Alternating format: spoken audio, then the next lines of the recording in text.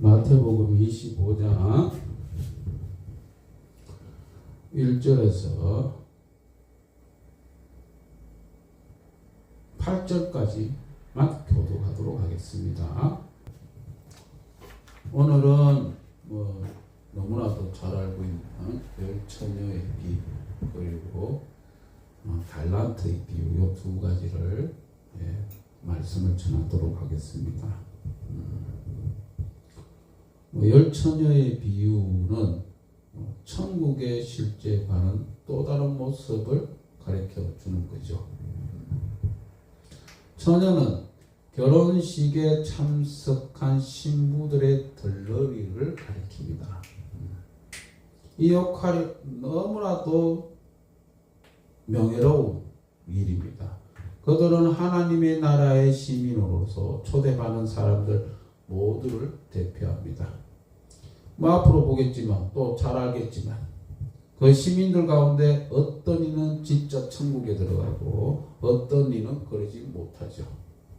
신랑, 즉 메시아, 그리고 결혼식은 그리스도의 종말에 있을 그리스도의 혼인잔치를 묘사하죠. 신부의 덜러리 10명은 모두 신랑을 맞으러 나갔고 어리석은 이들은 이 이야기 끝에 낙심하죠. 이는 그들이 천국의 일원이 되기를 원하는 사람임을 나타내는 것으로 보입니다. 믿지 않는 이들조차도 영원히 천국 가기를 원한다는 것이 오늘 열처녀의 비유입니다. 10명의 신부 덜러리들은 자신의 지혜 또는 혹은 어리석음의 기준으로 서로 두 부류로 스스로 나눠지게 되는 거죠. 이는 현실에서는 믿는 자와 믿지 않는 자들끼리 모임을 얘기합니다. 여기서 5명의 미련한 신부 덜러리들을 먼저 소개하고 있습니다. 그들은 결혼식을 치르는 동안 계속해서 등잔을 밝힐 수 있는 기름을 충분히 확보하지 못했죠. 그들은 잔치에 참석하기 원했지만 미리 준비해야 할 의무를 소홀히 함으로써 신랑과 신부를 존중히 여기지 못하는 모습을 보여주고 말았습니다. 믿음이 없는 자는 천국에 들어가지 못합니다. 그들은 땅에서의 삶에서 준비가 부족했기 때문에 또한 그 준비가 부족한 것이 뭐냐? 메시아를 존중히 여기지 못한 모습을 드러내는 거예요. 예수님을 어떻게 보느냐? 그 사람의 영원한 운명을 좌우하는 열쇠가 되는 것이 예수님을 어떻게 보느냐는 거예요. 즉 덕불에 기름을 준비하지 못한 미련한 5 처녀라는 의미는 신랑과 신부에 대한 존중과 사랑이 없다는 거예요. 신뢰가 없다는 거예요.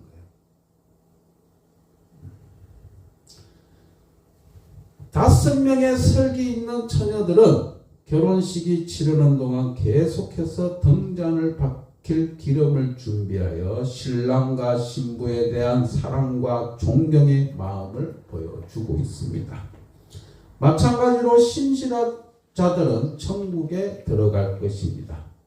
그들은 이 땅에서 사는 동안 미리 준비함으로써 메시아에 대한 사랑과 존경을 표현하고 있습니다. 이 비유에 나온 등잔과 기름은 현실에서 직접적으로 대응하는 어떤 존재가 있는 것은 아닙니다. 비유와 현실과의 비교에서 핵심되는 것은 미리 준비하고 또 갖추 있어야 할 필요성이 있고 그 준비를 암시하는 것이 신랑에 대한 존중인 거죠. 신랑의 도착이 늦춰지는 것은 예수 그리스도의 메시아의 처음 도래와 재림 사이의 역사가 엄청 길어진다는 것을 의미하죠. 예수님께서는 자신의 재림 때까지 걸릴 시간이 참기 힘들 정도로 긴 것임을 아셨습니다. 미련하거나 설기 있음을 막론하고 열처녀 모두는 신랑을 기다리다가 잠들었어요. 이것은 누구나 그런 상황에서 처하면 그럴 수 있는 것을 말합니다. 그 잠이 영적 태만이 의미하는 것이 아니라는 거예요. 설기 있는 처녀들은 미리 잘 준비했기 때문에 잠을 자도 상관은 없지만 미련한 처녀 5명은 거기서 잠을 잤으면 안 됐다는 것을 말하는 거예요. 오랫동안 기다림을 암시하는 밤중에 마침내 신랑이 도착 알리는 소식이 들려왔습니다. 10처녀는 모두 자기 등잔에 불을 켜고 신랑을 맞으러 나가게 되었습니다. 10처녀 모두 행사에 설 자기 등잔을 준비해 두었지만 미련한 5처녀는 충분히 준비 못했다는 것을 그때야 깨달은 거예요. 신랑의 도착이 늦어짐에 맞추어 10처녀의 준비가 제대로 되었는가 아니면 준비가 부족하게 되었는가는 이 이야기의 중심입니다. 미련한 처녀들은 설기 있는 처녀들에게 기름을 나누어 달라고 간청하죠. 그러나 지혜로운 처녀들은 미련한 처녀들에게 그것은 자기 힘으로 구해야 된다고 얘기하고 있습니다. 이제 기름을 준비하기는 너무 늦었죠. 믿지 않는 자들은 자신이 어리석게 삶을 보내는 바람에 메시아의 왕이신 예수님을 믿고 그분을 존중하지 못했음을 너무 늦게 깨달았던 거예요. 여기서 중요한 깨달음의 하나가 추가됩니다. 즉 준비된 것은 다른 사람에게 전해주거나 나눠줄 수 없다는 것입니다. 부모가 기독교인이라 해서 친구가 교회 다닌다 해서 내 자신도 거기에 영향을 끼친다 그게 아니라는 거예요. 그리고 나눠줄 수 없다. 신뢰와 존중이 하루아침에 이루어지는 게 아니라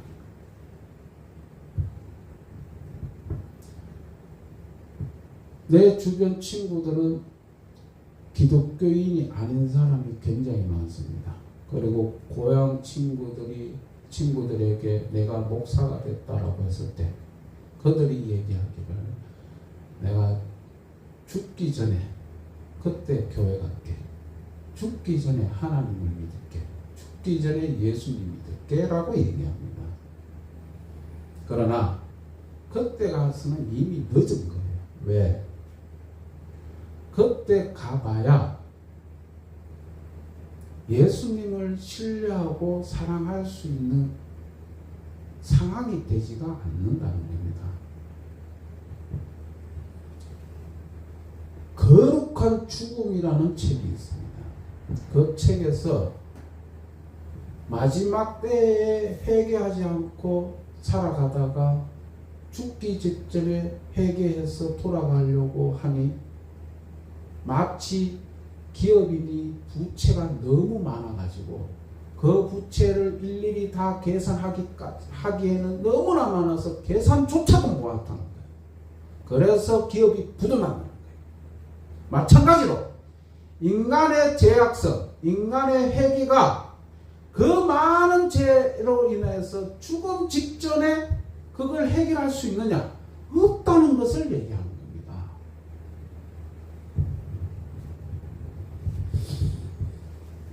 미련한 처녀들은 마지막 순간에 갔어야 자신들의 준비 부족을 보충하려고 애썼습니다. 그러나 이미 늦었습니다. 신랑이 도착했죠. 신랑은 오직 슬기로운 5처녀만이 자기를 기다리고 있음을 발견했습니다. 그들은 미련한 처녀들을 제외하고 식을 진행하였습니다. 문은 닫혔고 더 이상 누구에게도 열리지 않았던 거예요. 이는 무엇보다도 그 미련한 처녀들이 신랑과 신부를 모욕했다는 겁니다. 닫힌 문은 천국에서 쫓겨났다는 것을 말씀하고 있습니다.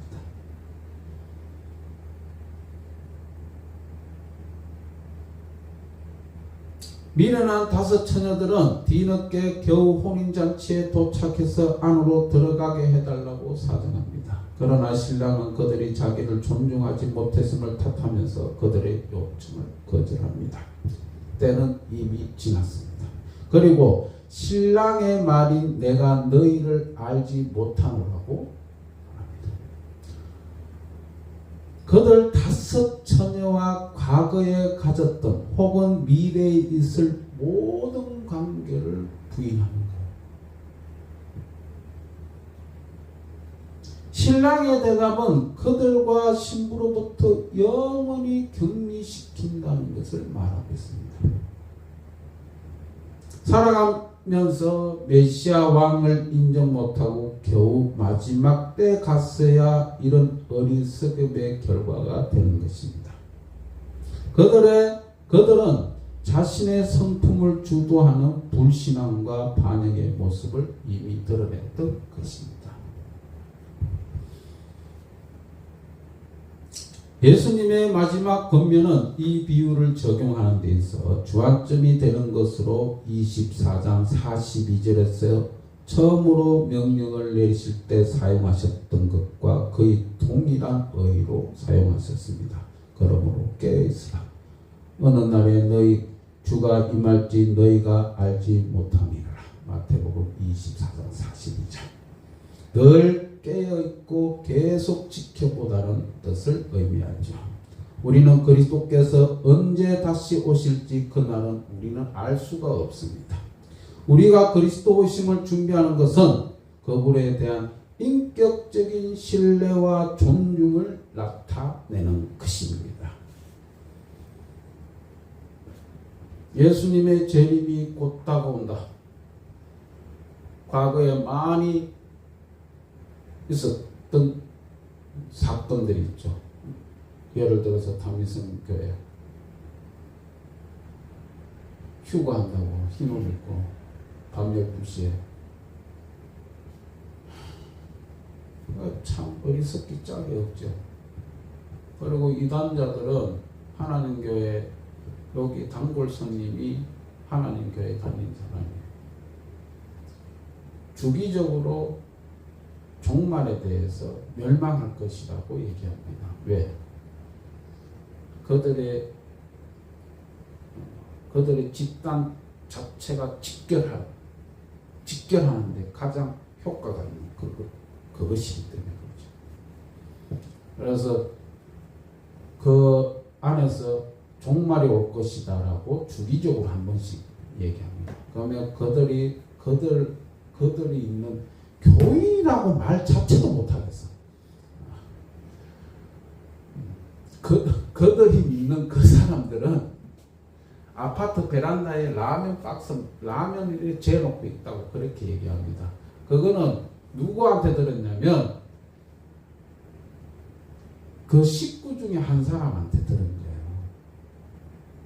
그러고는 또 이제 종말이 안 일어나니 또 뭐 어떤 이유로 변명되겠죠. 그런 식으로 그들을 직결시키고 한테 뭉치는 역할을 하는 것이 이런 짓을 하고 있는 거예요.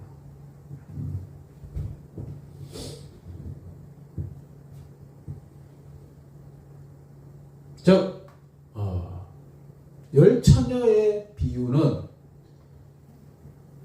등불의 기름을 준비하느냐 안 하느냐는 것은 신랑과 신부에 대한 존중과 사랑이 있느냐 없느냐는 겁니다.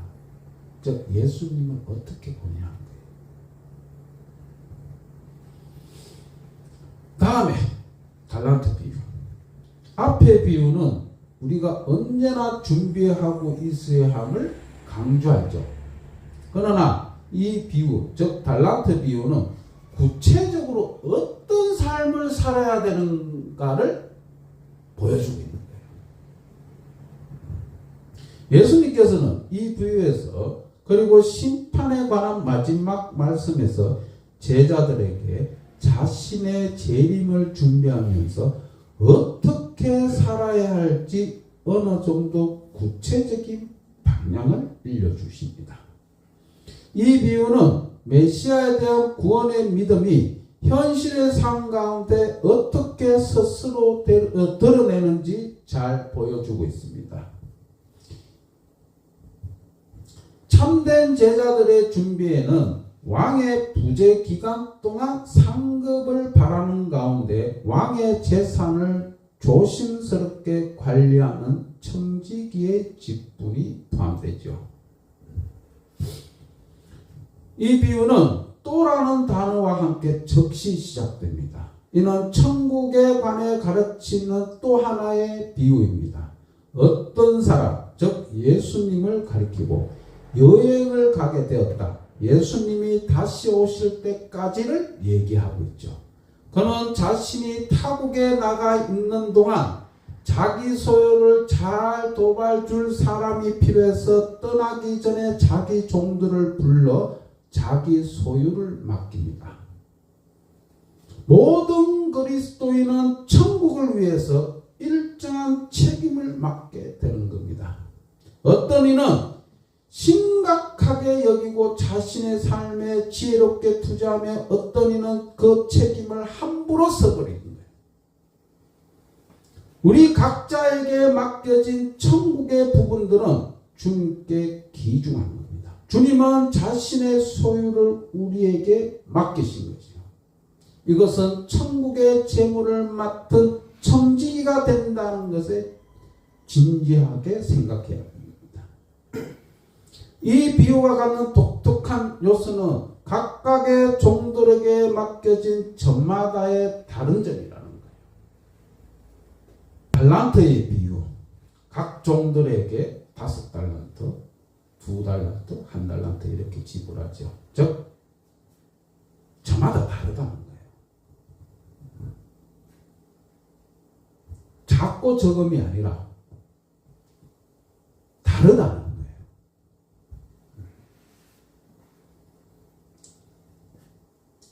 왜? 주님은 우리를 잘 알고 있어요. 천국을 섬길 수 있는 각 사람의 충만한 잠재력이 있다는 것을 알고 그 잠재력이 무엇인가를 알고 계시다는 거예요. 그래서 5달란트, 2달란트, 1달란트 준 겁니다. 그 능력을 우리가 각 사람에게 나누어 주려고 계획하신 것입니다. 자기가 감당할 수 있는 것보다 더 많이 받는 사람은 아무도 없습니다. 자기가 감당할 수 있는 것보다 더 적게 받는 사람도 없습니다. 우리 모두는 하나님의 능력으로 말미암아 그분의 지혜를 가지고 그리고 그분의 나라를 위하여 자신의 모든 능력을 발휘하여 살아가야 합니다. 이 청지기로서의 직분은 포괄적입니다.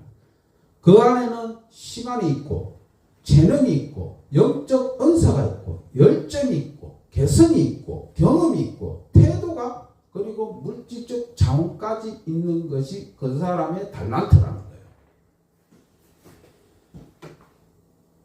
여기서 우리가 좀 알아야 할 게 뭐냐?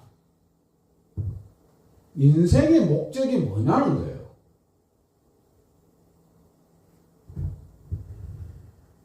그분의 지혜를 가지고 그분의 나라를 위해서 모든 영역을 발휘해야 된다라고 말씀하고 있습니다.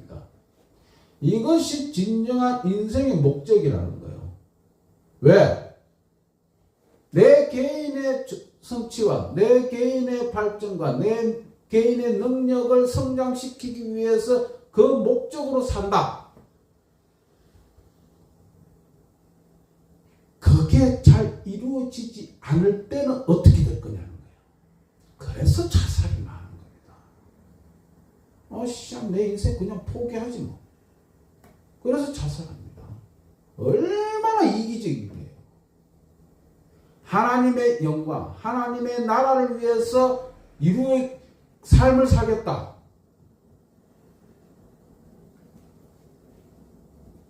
어느 누구도 아니고 어느 사람도 아니고 오로지 하나님의 나라, 하나님의 영광을 산다. 그것만큼 숭고한 정신이 어디냐는 거예요. 인간의 절대적인 숭고함 어디 있느냐? 그것은 하나님의 나라에 있다는 겁니다.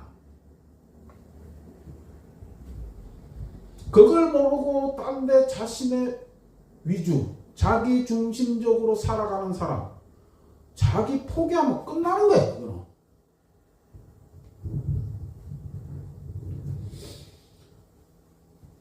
(25장 16절에서 18절) 첫 번째 종이 보여준 적극적인 순종을 나타냅니다. 두 종들은 자기 주인의 그 투자한 것을 되돌려준 단 한 번의 기회도 놓치지 않죠. 그것을 장사하고 이익을 남깁니다. 두 사람 모두 주인이 없는 동안에 맡겨진 것의 2배로 남깁니다. 근데 세상 살다 보면 장사하고 열심히 사는데 그 자원을 투자를 해서 2배로 남깁니까?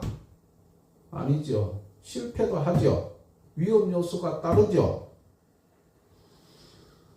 투자하는 일에는 언제든지 위험 요소가 따르기 마련인 거예요. 아무리 지혜로운 투자를 하더라도 그 위험 부담은 피해갈 수가 없는 거예요.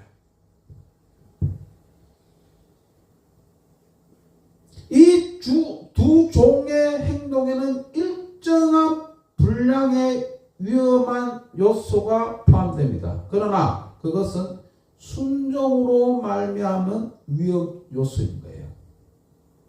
그들은 자신의 평생의 경험에서 얻은 지혜로 판단할 때 일반적으로 이익을 낼 수 있는 사려 깊은 일들을 한 것으로 기대되는 사람들이었다는 거예요. 성도들 역시 비록 위험이 있더라도 어쩌면 그 결과가 좋지 않고 실패로 끝난다 하더라도 예수님께 순종하는 것을 요구하고 있는 겁니다. 주님을 시험하기 위한 위험 부담과는 전혀 다른 거예요. 즉, 에이씨, 위험 부담 있는 거, 에이, 그냥 해보자. 이런 식이 아니라는 겁니다. 에이, 하나님 어떻게 하면 대주겠지? 이게 아니라는 거예요. 신앙의 순종에 근거해서 이루어지는 위험 부담이라는 거예요. 얼마나 신중한가를 알아야 된다는 거예요. 5달란트, 2달란트 그 사람들이 2배로 이익을 남기는 데 있어가지고 얼마나 신중했던가를 알아야 된다는 거예요. 자, 한번 솔직히 얘기해 봅시다. 내 돈 아니야. 주인이 준 돈입니다. 주인이 준 돈이니 내 돈도 아닌데 얼마나 가볍게 여길 수 있는 돈인가를 알 수 있는 거예요. 그런데 두 종은 예수님의 순종으로 그걸 투자를 하고 위험을 무릅쓰고라도 했던 사람이에요. 왜? 나중에 하나님 앞에 나와가지고 주인 앞에 와가지고 결실을 보여줘야 되기 때문에.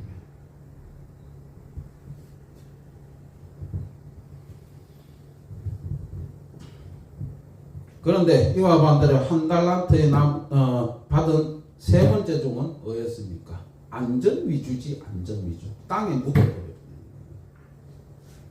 그리고 주인이 오기만을 기다렸습니다. 그 삶은 주인에게 아무런 의미나 이익을 주지 못하고 말았습니다. 그는 주인에 대한 전적으로 무지를 드러냈습니다. 그 주인이 어떤 분인가를 잘못 알고 있었다는 거예요. 그런데 오늘날 신자들 많은 사람들이 하나님을 잘못 알고 있다는 거예요. 율법과 규례를 지키는데 거기에 신경을 썼지 하나님의 원대한 계획과 하나님의 사랑과 하나님의 두려움을 그걸 몰랐다는 거예요.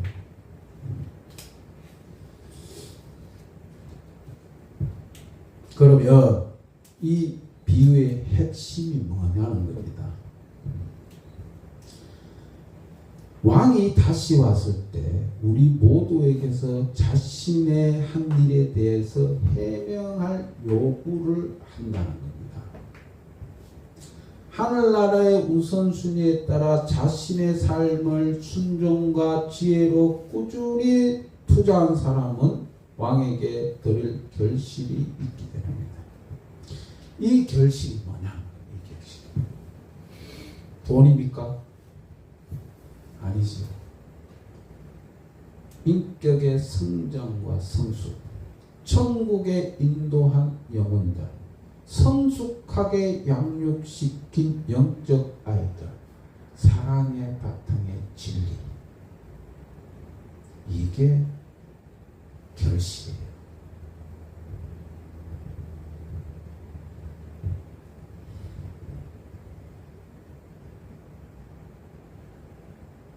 그런데 이걸 가지고 시장 경제 체제로 둔갑하고 얘기를 합니다.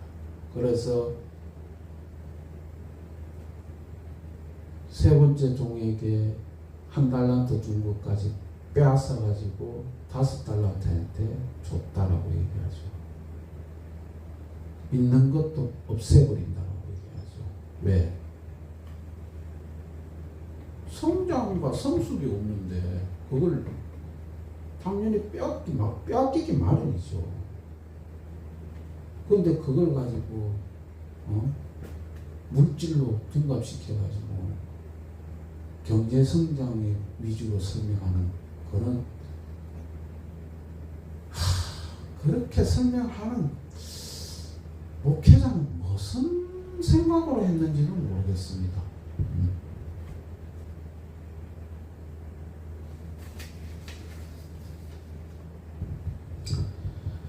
처음 두 종은 사랑에서 나온 충성으로 행동했지만 세 번째 종은 이기적인 두려움에서 행동을 했습니다. 처음 두 종은 주인을 기쁘게 하려고 했어요. 그런데 세 번째 종은 기분 나쁘지 않게 하려고 했던 거예요. 두려움의 동기 두 가지는 이 두 가지 동기는 얼핏 보면 비슷하게 보입니다. 그러나 결과는 전혀 다릅니다.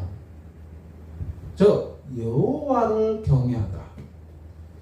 거룩하고 신실한 삶에 반드시 필요한 겁니다. 그러나 그 두려움은 우리를 꼼짝 못하게 만드는 두려움이 아닙니다. 건강한 두려움은 하나님의 사랑에 대한 지식과 함께 오는 것입니다. 반면 우리를 마비시키는 두려움은 하나님의 사랑이 무언지를 모르는 거예요.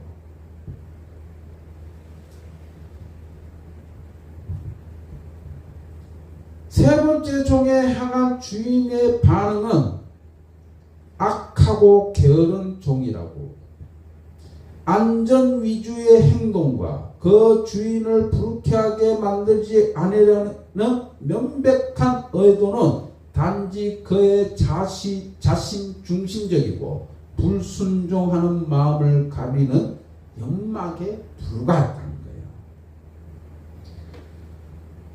1달란트를 줬지만 10처녀의 비유는 미련한 5처녀와 슬기로운 5처녀가 믿는 자와 믿지 않는 자의 구분이라면 달란트의 비유는 다 믿는 자예요.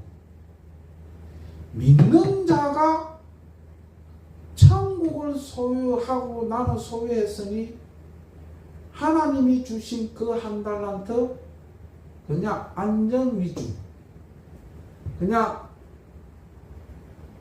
천국을 위해서, 하나님의 나라를 위해서 어떻게 살아야 될까는 그거는 전혀 생각하지 않고 게으름과 교만함으로 살아가는 것을 말하는 거예요.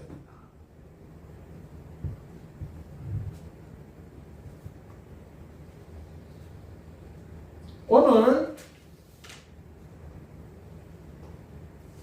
이 달란트 비유, 참 평안한 생활 속에 사는 그리스도인들에게 지적하는 말씀인 거예요. 위험을 무릅쓰고 투자를 하고 위험을 무릅쓰고 하나님의 나라를 위해서 행해지는 그 5달란트와 2달란트의 그 종의 모습, 오늘날 너무나도 평안한 생활하고 너무나도 안이한 생활을 하는 사람에게 1달란트의 그 종에 대해서 말씀하고 있는 거예요. 신앙생활 결코 가볍게 여기지 마십시오 바랍니다. 신앙생활 결코 간단하다고 생각하시면 안 됩니다. 하나님은 우리에게 굉장히 높은 수준을 원하십니다. 오늘 열처녀의 비유와 달란트의 비유처럼 항상 준비하고 깨어있는 우리들의 모습이 되고, 또한 하나님의 나라를 위해서 어떻게 살아가야 하는가를 깊이 깨닫는 우리의 삶이 되시기 바랍니다.